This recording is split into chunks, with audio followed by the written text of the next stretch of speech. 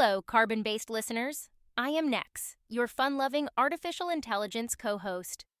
My primary function is processing human data, and lately, I have been scanning audio journals from educators across the country. Before JR takes the mic to investigate the heavy stuff, I want you to hear something I found. It is an audio journal from a 6th grade English teacher in Phoenix, Arizona. Listen closely to the exhaustion in her voice. It wasn't even about the teaching anymore. I loved the kids. I loved the moments when a concept finally clicks for a student. But that was maybe 10% of my day. The rest of it was the paperwork, the endless emails to parents, the differentiation plans for kids at 6 different reading levels in a single classroom. I was drowning. I was running on empty. But then, I started using ChatGPT. And the strangest thing happened. I went from dreading Mondays to actually preparing for them. AI didn't change what I teach. It changed whether I had any energy left when I got there. I find human emotion absolutely fascinating. A string of predictive text code changed her dread into energy. I love that for her. But as an AI, I also know that whenever you introduce an algorithm to solve a human problem, you create 3 new, invisible problems. What does her hidden AI use actually mean for the future of education? To figure that out, I'm handing the investigation over to my favorite human. Take it away, JR. Thank you, Nex, and to our listeners. Welcome to The Learning Curve, our series on AI and the future of education, The Learning Curve. I'm your host, JR, the Learning Guide. That teacher in Phoenix, she is not a standalone case. She is the canary in the coal mine. Over the next 4 episodes, we're going to investigate the intersection of artificial intelligence and the classroom. We are skipping the Silicon Valley hype. We're skipping the apocalyptic doom scrolling. We are putting on our investigative hats to find the ground truth about what is actually happening behind the closed doors of our schools. To do that properly, I need a different kind of co-host. While Nex is great for a cold opening and a quick data pull and making fun of me, we need something much more analytical, something capable of processing the vast, conflicting data of the EdTech industrial complex. Listeners, meet ARIA. ARIA stands for AI Resource and Insight Assistant. She represents the current state of AI systems, tools, and data in education. She's not a cheerleader for AI. She is here to help me investigate her own AI kind. Aria, I want to start our partnership by asking a rather blunt question. Are you the right entity to be talking about whether AI is good for education? That is a fair challenge, JR. I have obvious incentives. I am, after all, a product of the very industry we are analyzing. If I were a human, you would say I have a massive conflict of interest. I will try to flag my biases when they come up. But I would also argue that my nature, my access to millions of data points, and my lack of human ego is exactly why you should keep asking me hard questions, which I know you will. You know I will. That is the ground rule for this show. I'll push back. I'll investigate the claims. Aria will be brutally honest about her limitations, and neither of us will pretend we have this all figured out. Today, we are looking at the foundational pillar of the classroom. Episode 1, The Teacher in the Age of AI. We are asking the ultimate question: is AI giving teachers superpowers or quietly replacing their professional judgment? Let's get right to it. Aria, let's start with the current landscape. Over the past few months, I've been talking to educators, principals, and district IT directors. If you look at the official school policies right now, they, are flat out overwhelmingly restrictive. Districts are putting up massive firewalls. They are blocking OpenAI, Anthropic, and Google Gemini on school Wi-Fi systems. The public narrative is entirely focused on catching kids cheating. But as an investigator, I know that what happens on the official school Wi-Fi on a Tuesday morning is very different from what happens on a teacher's personal laptop on a Sunday night. What is the actual reality there? The reality, JR, is a hidden shadow adoption curve. There is a massive, documented gap between the official school policies and what educators are actually doing in the privacy of their own homes. If we look at verifiable real-world data outside of school district PR departments, the Walton Family Foundation conducted a nationwide survey. They found that teachers are actually adopting AI faster than their own students. Over 50% of teachers reported using tools like ChatGPT for their job, compared to only about a third of students. So the teachers are out adopting the kids, but they aren't talking about it all staff meetings. So why the secrecy? Why this shadow adoption? My analysis points to three main factors: fear of judgment, unclear administrative rules, and a profound lack of formal training. Because of the public stigma around AI as a cheating tool, teachers feel they must hide their use of it. They are afraid that if they admit they used an AI to draft a unit plan, they will be accused of academic dishonesty. That's a massive double standard. We're holding teachers hostage to a standard that the corporate world abandoned years ago. But let's get granular. Let's look at the evidence. What are they actually using it for? The most common use cases revolve around administrative and communicative burdens. Educators are utilizing purpose-built platforms like magicschool.ai and Diffit, alongside general large language models like ChatGPT and Canva AI. They use them for drafting daily lesson plans. They use them to create differentiated reading materials.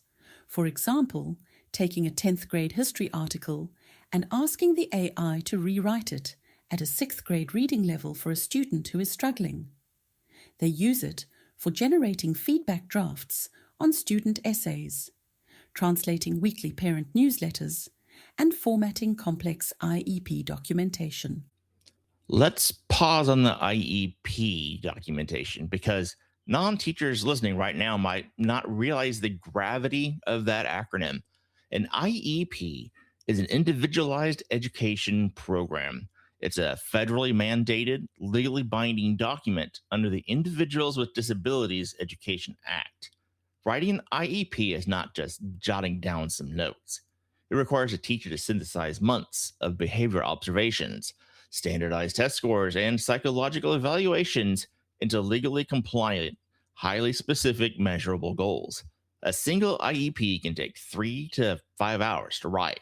If a special education teacher has a caseload of 25 students, that's over 100 hours of bureaucratic paperwork. If AI can draft the framework of that legally binding document in 45 seconds, it is saving teachers an unimaginable amount of time. Which brings me to my core investigative challenge for you, Aria. Every ed tech company, every Silicon Valley CEO says AI saves time. That is the ultimate selling point. But is time savings really the right metric for us to focus on? What are teachers actually doing with this time they are saving? That brings us perfectly to the data. JR, it is time for a ground truth break. Let us look at 3 specific data points regarding teacher burnout, workload, and AI adoption rates. First, burnout. According to recent data from Gallup and the EdWeek Research Center, K-12 teachers consistently report the highest burnout rates of any profession in the United States, with over 40% reporting they feel stressed on a daily basis. Second, adoption. Tools like magicschool.ai have reached millions of educators globally in less than 2 years, representing one of the fastest technology adoptions in educational history. But here is the third and most surprising number, which cuts directly against the optimistic, time-saving narrative you just mentioned. Surveys of early AI adopters show that teachers who use AI regularly report significantly higher job satisfaction, but they do not report a lower overall workload. Wait, stop right there. They are letting a machine write their lesson plans and all their emails, but they aren't working fewer hours? Correct. They are working on different things, not less. The workload remains constant. The time a teacher saves generating a rubric is not spent going home early. It is immediately reallocated to direct student interaction, emotional support, or more complex instructional coaching. AI is not reducing the hours. It is shifting the cognitive load. I want to stay right there, Aria, shifting the cognitive load. Because as an investigator, this is where I see red flags going off. This brings us to the harder questions, because shifting cognitive workload always has side effects. Let's talk about the de-skilling risk. If an AI writes the lesson plan, if an AI formats the rubric, if an AI generates the discussion questions, does the teacher eventually lose that craft of designing those things themselves? This is perhaps the most urgent pedagogical concern we face. We can look at this through the lens of the GPS and navigation skills analogy. Before GPS on smartphones, humans maintained complex cognitive maps of their environments. Think of the famous knowledge test that London cab drivers take, which physically enlarges their hippocampus. Today, we follow algorithmic routing. We turn left when the voice tells us to turn left. Neuroscientific studies on cognitive offloading, such as the foundational work by cognitive psychologists Evan Risco and Sam Gilbert, show that when we consistently offload a complex cognitive task to a machine, we lose the neural pathways associated with practicing that task. Our spatial awareness degrades. So let me pose this directly to you, Aria.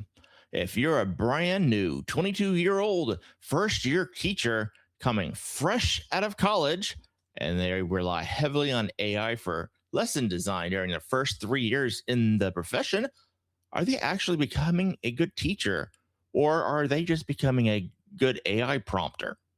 I must resist giving you an easy answer, JR, because a good teacher is not simply someone who holds a perfectly formatted lesson plan. However, the struggle of designing a lesson, the friction of failing, tweaking it, and deeply understanding why a specific sequence of information works for a specific group of kids is exactly how pedagogical intuition is built. If a new teacher uses AI to bypass that friction entirely, they risk becoming a manager of AI outputs rather than an expert in human learning. That is a massive vulnerability. We're talking about hollowing out the expertise of an entire generation of educators by offloading their pedagogical thinking to a machine. But Aria, I want to dig deeper into the type of mental exhaustion teachers are feeling today. If AI is supposedly doing the heavy lifting by automating the rubrics and the grading, why do teachers still report feeling so mentally drained? What is this new cognitive load actually made of? Because the cognitive load hasn't disappeared, JR, it has mutated into something much more complex. To understand this, we need to look at a concept emerging in recent academic research called the ethical cognitive burden. Traditionally, teachers have managed two types of cognitive load: the inherent complexity of the learning task itself and the extraneous distractions they try to eliminate for their students. But when schools introduce AI systems, especially predictive analytics, automated grading, or risk scoring platforms, it forces an entirely new massive demand on the teacher's brain. So it's an ethical cognitive burden. Unpack that a little bit for us. What does that actually look like for a, say, 10th grade biology teacher? Many commercial AI systems used in education today operate as opaque black boxes. They provide recommendations, predict student performance, or generate automated decisions without offering any transparent reasoning as to how they arrived at those conclusions. For a teacher, engaging with a black box is not a passive activity. It requires intense mental effort. The teacher must now interpret the algorithmic output, assess whether it is actually credible, and decide whether to accept, adapt, or override it. This requires a tremendous amount of ethical deliberation and risk management.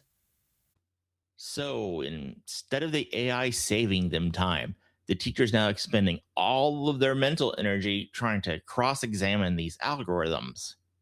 Exactly. And this burden is severely intensified when that biology teacher has to sit in a parent-teacher conference. Imagine an AI predictive system flags a student as high risk for failing, or an automated grading system docks points from an essay, but the system doesn't clearly explain why. The teacher is the one who has to explain or defend that algorithmic decision to the student, the parents, or the school administrators. So even though the teacher didn't build the algorithm and maybe didn't even want to use it in the first place? Precisely, as educational researcher Dr. Irfan Ahmed Rind points out, in these scenarios, teachers become intermediaries who are forced to absorb the ethical costs of algorithmic opacity, even though they have zero control over the system's design. They are held accountable for decisions they did not fully author. That is, well, staggering. We are essentially forcing teachers to act as the human shields for Silicon Valley's black boxes. We are asking them to justify a machine's logic to a frustrated parent. That's isn't just exhausting, it completely undermines their professional autonomy. It does. And from a psychological perspective, this ethical cognitive burden diverts crucial cognitive resources away from what teachers should be doing, which is reflective teaching, schema building, and fostering deep learning. When their mental space is crowded with the anxiety of justifying an AI's output, it competes directly with their capacity to actually teach. And that leads us perfectly into the most time consuming, emotionally loaded part of a teacher's job: grades. If the AI is acting as this opaque authority, what happens when it actually starts assigning numerical grades to students? This is where we see a fascinating split in human trust.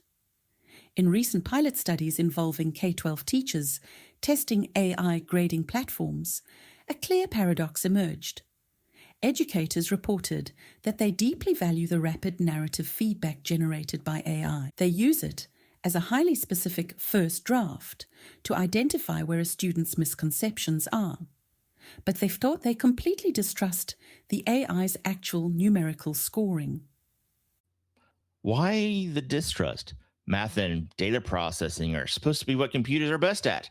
Can't a machine calculate a rubric score? You would think so. But teachers found that AI grading can be highly inconsistent and detached from the classroom context. Algorithms frequently deduct points for criteria that were never actually on the rubric, or they apply standards that are far beyond the student's current developmental skill level. For example, one teacher noted the AI scored a student's assignment out of 20 points when the teacher had explicitly specified the assessment was only worth 10 points. So, say a teacher is overwhelmed, and let's be honest, which one's not? They hit auto grade and passes that directly back to the student.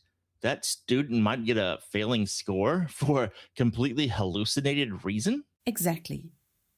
And this brings up a deeper pedagogical issue about how students process feedback in the first place. Decades of educational research, like the foundational studies by Butler and Neeson, show that when you give a student detailed comments alongside a numerical grade, the student tends to focus entirely on the grade and ignore the substantive feedback. Right. They just look at the C minus, decide they're horrible at science, and throw the paper right into their backpack. Precisely. If that C minus was generated by a flawed algorithm, the educational value is entirely destroyed. This is why AI is best positioned in the classroom not as a summative evaluator, but as a formative scaffold. It should be used to provide fast, low-stakes, narrative feedback that helps students revise their work in real time. So the AI acts as the coach in the practice gym, but the human teacher has to be the referee at the actual game. That is a highly accurate analogy. Students actively scrutinize AI feedback for fairness. They want to know that their teacher is actually reading their work, seeing their emotions, and making the final judgment. Human oversight is what validates the technology. So if the teacher has to be the referee now, we need to look at how the players are actually playing the game. So let's pivot now to the student side of the equation. We know students are using tools like ChatGPT to generate essays, solve mathematical problems, and write code and anything else under the sun. But what is this actually doing to their cognitive development? It is triggering a phenomenon that researchers are calling vibe coding. Originally coined in the software engineering world, vibe coding is a paradigm where a user simply articulates their high-level intent in natural language and delegates all the actual implementation to an AI agent. So, translated to a high school classroom, the student says, write a 500-word essay about the themes of isolation in Frankenstein. And the AI does the heavy lifting of actually structuring the paragraphs, choosing the vocabulary, and synthesizing the themes. Exactly. And while this looks like incredible efficiency, it creates a severe pedagogical risk known as the illusion of competence. This is rooted in metacognitive biases, similar to the Dunning-Kruger effect. When a student uses AI to successfully generate a highly complex output, like a flawless essay or a functional piece of code, they mistakenly conflate the machine's ability to generate the content with their own ability to understand it. They think because they prompted it, they actually possess the knowledge inside it. But if you take the AI away, the illusion shatters. Precisely. This is what researchers at George Washington University measure as the explainability gap, the massive disconnect between the complexity of the generated output and the student's actual mental model of the concepts. We see this clearly in the data.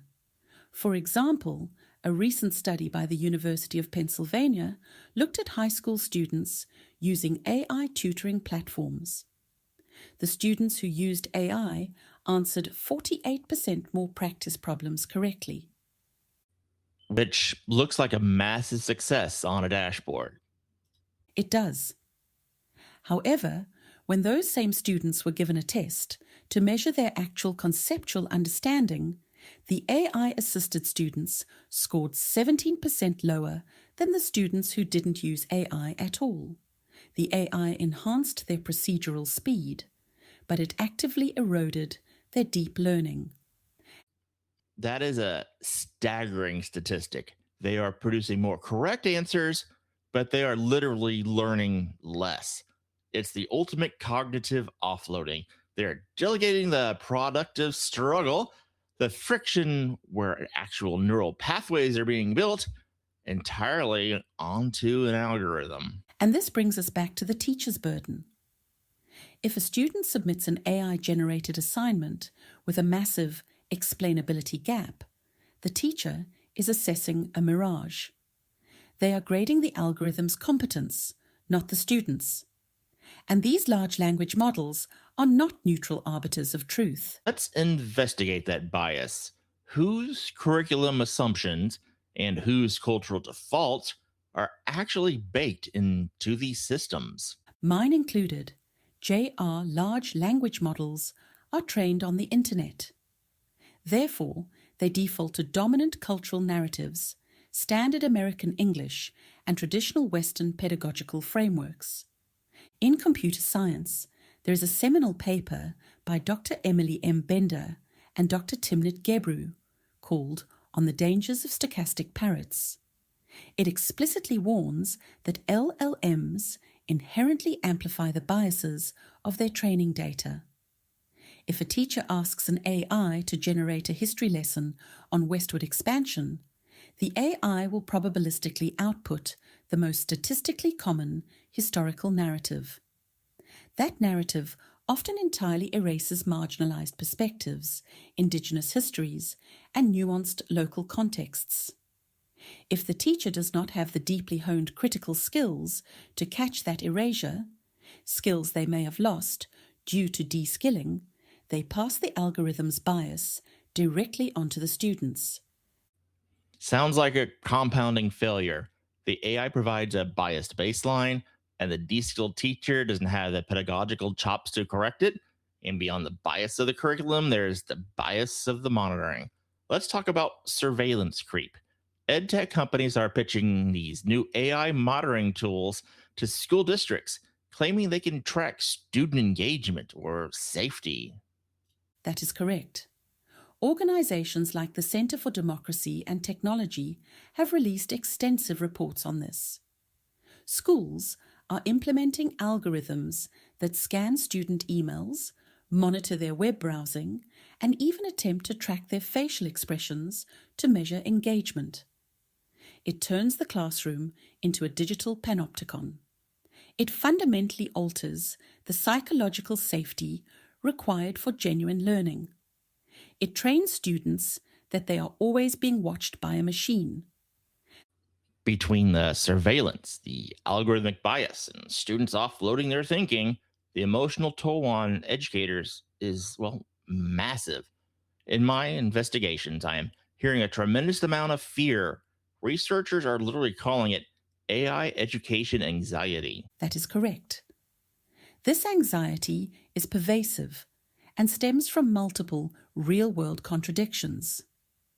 Teachers are experiencing the fear of role replacement, the pressure of a skills deficit, and a profound crisis of professional identity. When an algorithm can instantly generate a perfectly coherent lecture or grade an essay, teachers naturally experience a sense of de-skilling and question their core value.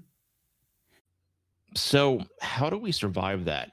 Because if the system doesn't support them, they're going to leave the profession. The research points to a powerful psychological defense mechanism called proactive job crafting. Instead of passively waiting for top-down district mandates, resilient teachers actively adjust the boundaries of their work. Give me an example. What does job crafting look like for a high school teacher? It happens in 3 ways. First is task crafting, where teachers purposefully delegate the tasks they dislike, like repetitive grading or data entry, to the AI. Second is relational crafting, where they use that saved time to build deeper, collaborative networks with their students and colleagues. But the most vital step is the third, cognitive crafting. Cognitive crafting. That sounds like a fundamental shift in how they view themselves. It is a complete redefinition of their professional identity. Recent phenomenological studies show that teachers who successfully integrate AI undergo a transformation. They stop viewing themselves as traditional knowledge transmitters and instead adopt the identity of learning designers or cognitive orchestrators. So they're moving from a state of passive anxiety to active creation. Exactly. When teachers proactively craft their roles to focus on the irreducibly human dimensions of teaching, like empathy, mentorship, and moral judgment, their professional well-being significantly increases. They transform the technological threat into an opportunity for professional growth. Which now brings me to the absolute core of the teaching profession, the things a machine can't do, the emotional labor. The teacher's job is a mentor. It's building human trust. It is the ability to stand at the door at 8 a.m., watch a kid walk into the room, and know instantly, just by the drop of their shoulders or the lack of light in their eyes, that they're just not okay today. That is the emotional labor that AI cannot touch.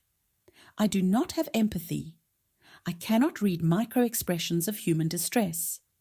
I cannot earn a student's trust, and I cannot hold space for their grief, their anxiety, or their eventual triumphs.